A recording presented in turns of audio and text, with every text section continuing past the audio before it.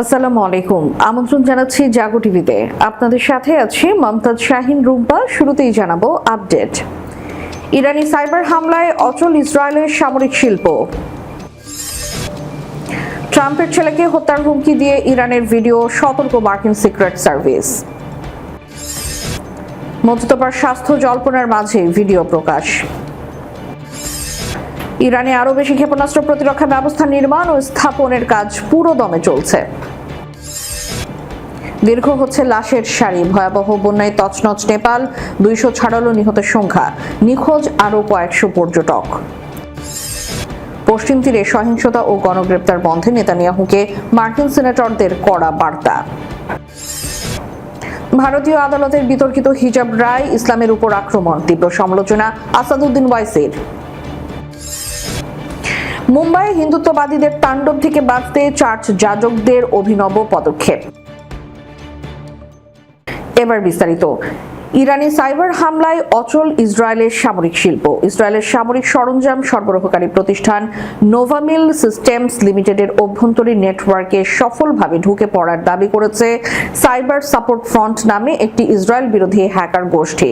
গোষ্ঠীটি এক বিবৃতিতে জানিয়েছে, তাদের সর্বশেষ অভিযানে নোভামিলের গুরুত্বপূর্ণ সরঞ্জামগুলো কার্যক্রম থেকে সরিয়ে নিয়ে প্রতিষ্ঠানটির কার্যক্রম কার্যত অচল করে দেওয়া হয়েছে। সাইবার সাপোর্ট ফ্রন্ট গত বছর আত্মপ্রকাশ করে।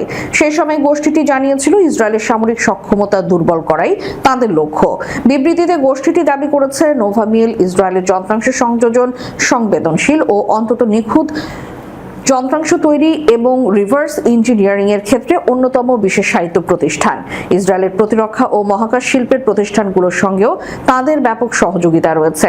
নোভামিল যুদ্ধবিমান ও বিভিন্ন সামরিক ব্যবস্থার জন্য নিখুঁত যন্ত্রাংশ তৈরি করে। এছাড়া উন্নত সামরিক ব্যবস্থার জন্য বিভিন্ন ধরনের বৈদ্যুতিক যান্ত্রিক ও অপটিক্যাল যান্ত্রিক যন্ত্রাংশ সংযোজনের কাজও করে প্রতিষ্ঠানটি। এসব ব্যবস্থার মধ্যে রয়েছে নির্দেশনা ও নিয়ন্ত্রণ ব্যবস্থা, নাইট ভিশন, থার্মাল ক্যামেরা ও লক্ষ্য নির্ধারণের প্রযুক্তি। সাইবার সাপোর্ট ফ্রন্টের দাবি, গত 6 মাসে তাদের সঙ্গে যুক্ত হওয়া কয়েকটি দলের তৈরি নিজস্ব প্রযুক্তি ব্যবহার করে তারা নোভামিলের কারখানার নেটওয়ার্কে প্রবেশ করে। গোষ্ঠীটির ভাষ্য অনুযায়ী অভিযানে নোভামিলের প্রায় 1 টেরাবাইট সংবেদনশীল ও গোপন তথ্য সংগ্রহ করা হয়েছে। একই সঙ্গে কারখানার সব কম্পিউটার নিয়ন্ত্রিত নিখুঁত যন্ত্রপাতি ও নেটওয়ার্কের অন্যান্য গুরুত্বপূর্ণ ব্যবস্থা অচল করে দেওয়া হয়েছে। এতে কারখানাটির উৎপাদন সক্ষমতা মারাত্মকভাবে ক্ষতিগ্রস্ত হয়েছে বলে দাবি করেছে তারা। মার্কিন প্রেসিডেন্ট ডোনাল্ড ট্রাম্পের কনিষ্ঠ ছেলে ব্যারন ট্রাম্পকে হত্যার হুমকি দেওয়ার অভিযোগে ইরানের রাষ্ট্রীয় গণমাধ্যম প্রচারিত একটি ভিডিও নিয়ে তদন্ত শুরু করেছে যুক্তরাষ্ট্রের সিক্রেট সার্ভিস। সংস্থাটি জানিয়েছে, ভিডিওটি তাদের নজরে এসেছে এবং এতে প্রেসিডেন্টের পরিবারের সদস্যকে লক্ষ্য করে হুমকির বিষয়টি খতিয়ে দেখা হচ্ছে। সিক্রেট সার্ভিসের মুখপাত্র নেট হেরিং এক বিবৃতিতে বলেন, আমাদের সুরক্ষার আওতাধীন ব্যক্তিদের প্রতি হুমকি হিসেবে বিবেচিত হতে পারে এমন যে কোনো বিষয়ে আমরা তদন্ত করি, তবে অপারেশনাল নিরাপত্তার স্বার্থে এ বিষয়ে বিস্তারিত জানাতে অস্বীকৃতি জানান তিনি। ব্রিটিশ সংবাদ মাধ্যম ইরান ইন্টারন্যাশনালের প্রতিবেদনে বলা হয়েছে, প্রায় 3 মিনিটের ওই ভিডিওটি ইরানের রাষ্ট্র সম্প্রচার মাধ্যম Islamic Republic of Iran broadcasting এর মাধ্যমে প্রচারিত হয়। ভিডিওটি শুরুতেই ব্যারন ট্রাম্পকে কোথায় হত্যা করা হবে লেখা একটি গ্রাফিক দেখানো হয়। ভিডিওতে 20 বছর বয়সী ব্যারন ট্রাম্পকে নজরদারির আওতায় রাখার দাবি করা হয়। পাশাপাশি তার পড়াশোনার স্থান, নিউ ইয়র্কের ট্রাম্প টাওয়ার এবং নিরাপত্তা ব্যবস্থা নিয়ে বিভিন্ন তথ্য উপস্থাপন করা হয়েছে। ভিডিওটির বর্ণনায় ব্যারন ট্রাম্পকে লক্ষ্য করে কোনো কর্মকাণ্ডের সঙ্গে $10 মিলিয়ন পুরস্কারের কথাও উল্লেখ করা হয়।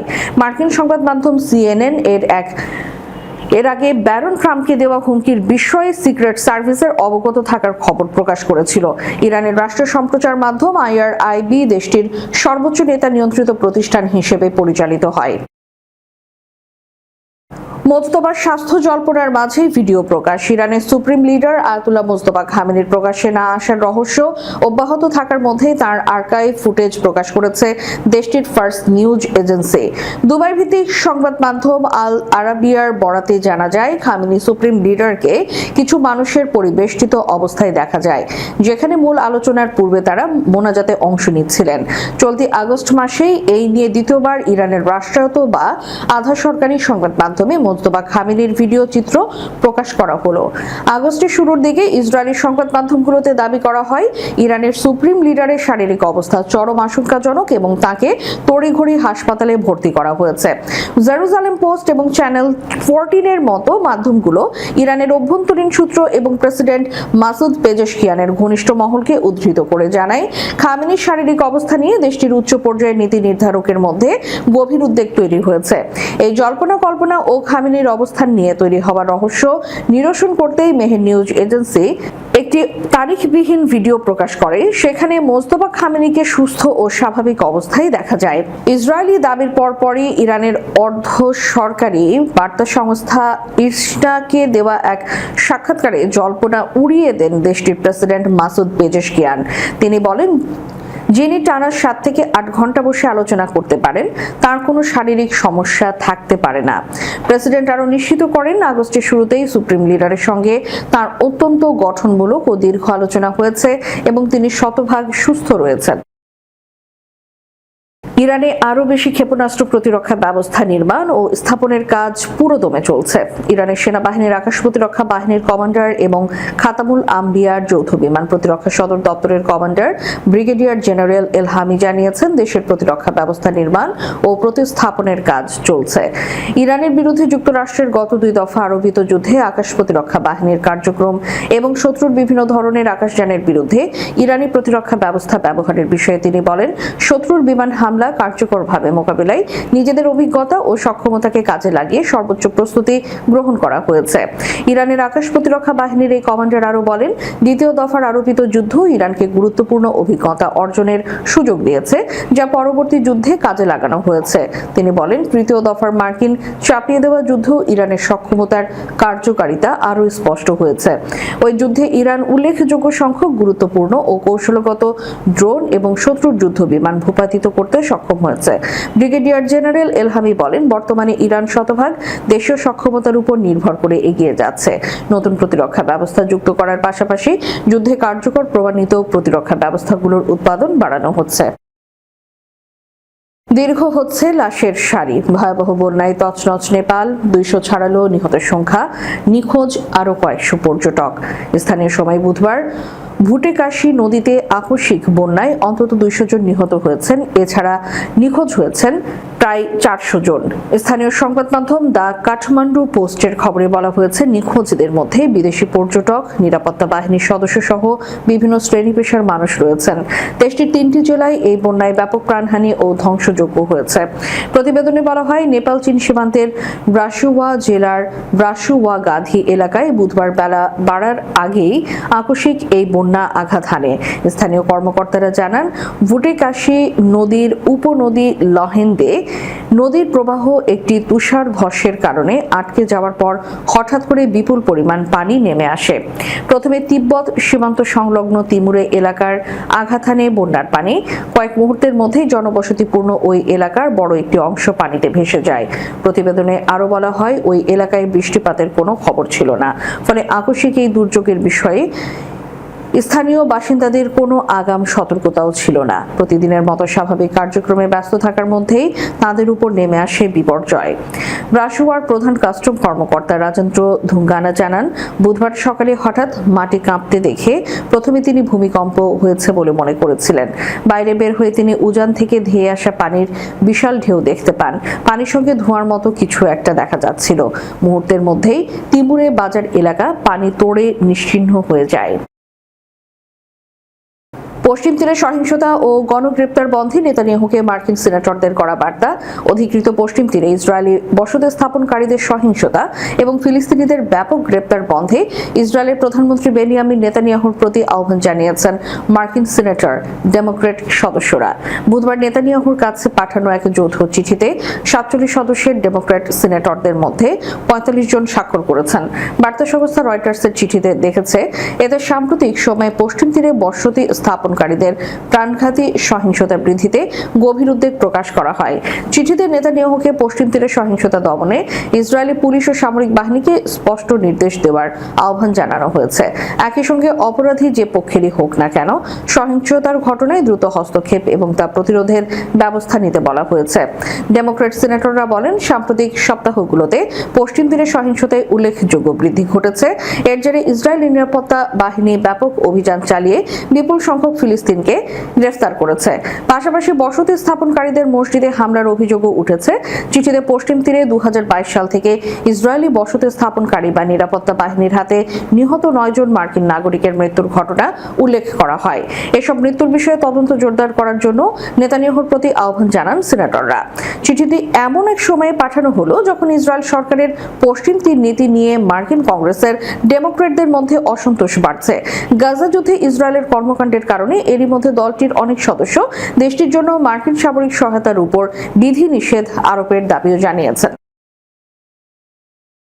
ভারতীয় আদালতের বিতর্কিত হিজাব রায় ইসলামের উপর আক্রমণ। এলাহাবাদ হাইকোর্ট কর্তৃক স্কুলের পোশাক বিধির বিরুদ্ধে এক স্কুল ছাত্রীর হিজাব পরার আবেদন খারিজ করার তীব্র সমালোচনা করেছেন অল ইন্ডিয়া মজলিস ইত্তেহাদুল মুসলিমিনের সভাপতি আসাদুদ্দিন ওয়াইসি।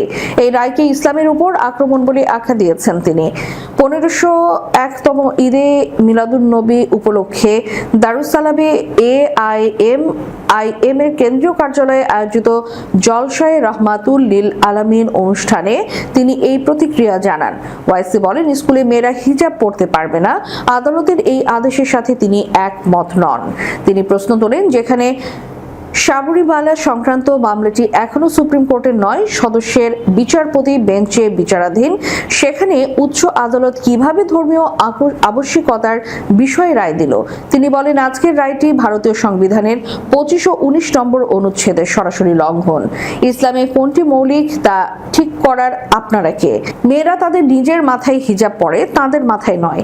উচ্চ আদালত তার রায় বলেছিল সম্ভব বা ভালো উদ্দেশ্যে তৈরি করা অভিন্ন বৈষম্যহীন পোশাক বিধি একটি স্কুলের এখতিয়ারভুক্ত বিষয়। আগের বছরগুলোতে কোনো আপত্তি ছাড়াই স্কার্ফ পরা ওই ছাত্রীকে একাদশ শ্রেণীতে ভর্তির সময় স্কুলের পোশাক বিধির দোহাই দিয়ে ফিরিয়ে দেওয়া হয়। আজ আসাম ও উত্তরাখণ্ডে অভিন্ন দেওয়ানি বিধি বাস্তবায়নের উদ্যোগের সমালোচনা করে ওয়াইসি দাবি করেন, ইউসিসি হিসেবে যা উপস্থাপন করা হচ্ছে তা মূলত হিন্দু বিবাহ আইন, বিবাহ বিচ্ছেদ সংক্রান্ত বিধান এবং উত্তরাধিকার আইনের মতো হিন্দু ব্যক্তিগত আইন থেকে নেওয়া। তিনি প্রশ্ন তুলেন, কেন মুসলিমদের এগুলো মানতে বাধ্য করা হবে? তিনি আরো স্পষ্ট করেন, যারা নিজেদের ঈমানে অটল তারা কুরআন ও সুন্নাহ অনুসরণ করে যাবে। মহারাষ্ট্রের ধর্মান্তর বিরোধী আইন কার্যকরের আগেই সম্ভাব্য ঝামেলা ও বিশৃঙ্খলা এড়াতে মুম্বাই মেট্রোপলিটন অঞ্চলের স্থানীয় যাজকরা উপাসকদের থেকে একটি বিশেষ স্বঘোষিত ফর্ম পূরণ করিয়ে নিচ্ছেন।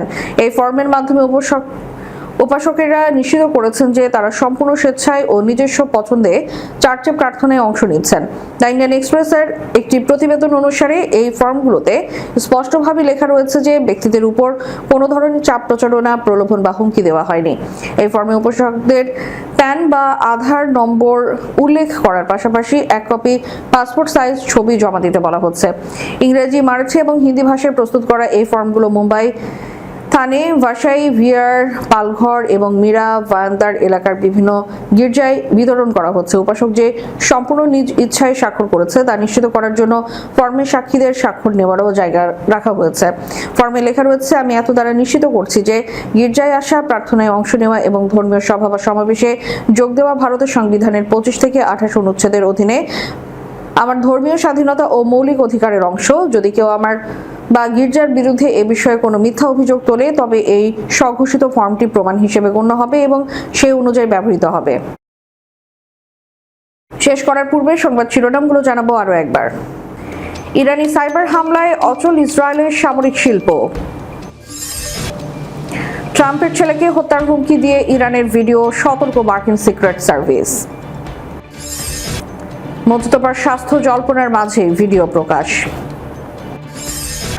ইরানে আরো বেশি ক্ষেপণাস্ত্র প্রতিরক্ষা ব্যবস্থা নির্মাণ ও স্থাপনের কাজ পুরো দমে চলছে। দীর্ঘ হচ্ছে লাশের সারি, ভয়াবহ বন্যায় তছনছ নেপাল, 200 ছাড়ালো নিহতের সংখ্যা, নিখোঁজ আরো কয়েকশো পর্যটক।